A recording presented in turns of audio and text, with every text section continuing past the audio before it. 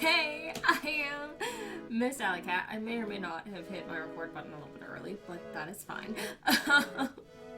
So, if you all clicked on this video, then I am assuming you are stuck around 10 to 15 average viewers and you're trying to work your way to 20 average. And trust me, I know that that's hard because it took me a while to get to 20 average viewers when I first started streaming. Like, I may not have hit 20 average until a year in, but I also didn't know what I was doing. So that was also a downfall for me.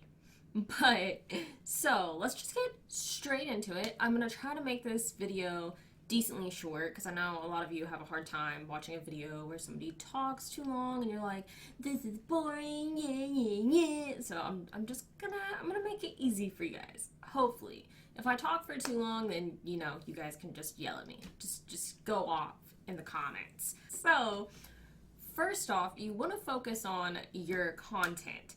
If, whatever it is, if it's your mic, your camera, like your graphics, you want to have good content because you want to be able to pull those people back in. You want them to keep watching you.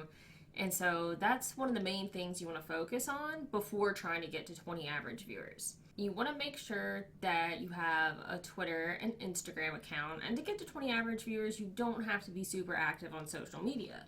Like, what I would use Twitter and Instagram for is just finding new streamers. Like, go through hashtags and look at people's going live posts and go watch their streams and get to know them. Like, that's one of the best things you can do. And I would look for streams that are around the same average viewers as you are. It's gonna be easier for you to bond with those people instead of going to people who have 100 to 200 viewers, and you might have a harder time getting noticed because those communities are already established. So, a really good idea is to pick one streamer a week. I'm assuming they'll probably stream 3 or 4 days tops because that's most people's scheduling with everything.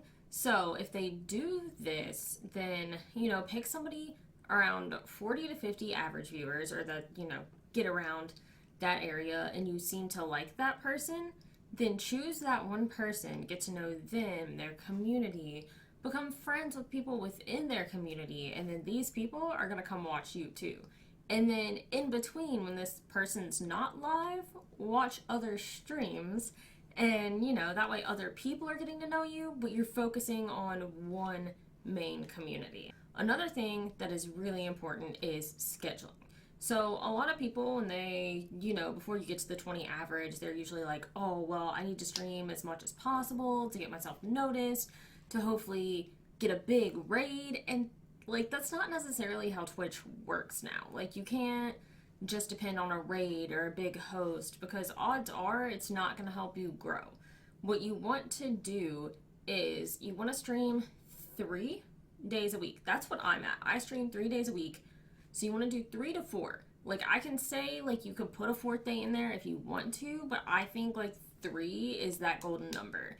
And you want to put most of your focus in getting to know other people, making friends, DM people, actually get to know people, open up to people. Like, some people on Twitch are so amazing.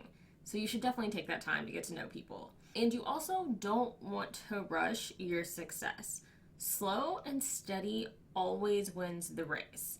And you want to be slow and steady. Like, you want to get to know your own community and build those relationships.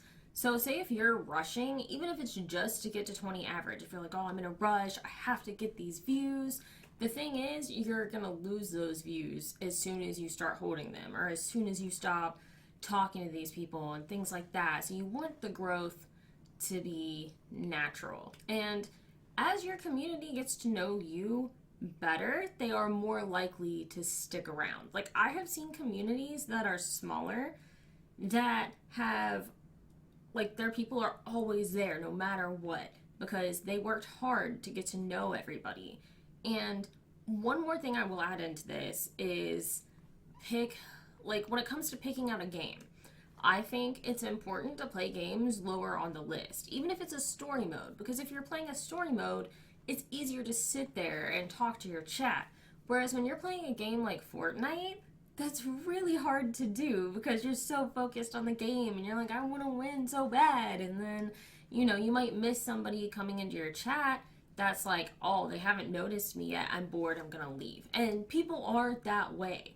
So definitely keep that in mind. I tried to keep this video short. I hope it helps. Like, comment, and subscribe. Or don't. I don't give a fuck. No, I'm joking. Like, please like, comment, and subscribe. But okay, I really do hope that this was helpful, and I appreciate you guys. Don't forget that I am live Tuesdays, Fridays, and Sundays at 4 p.m. EST. Bye!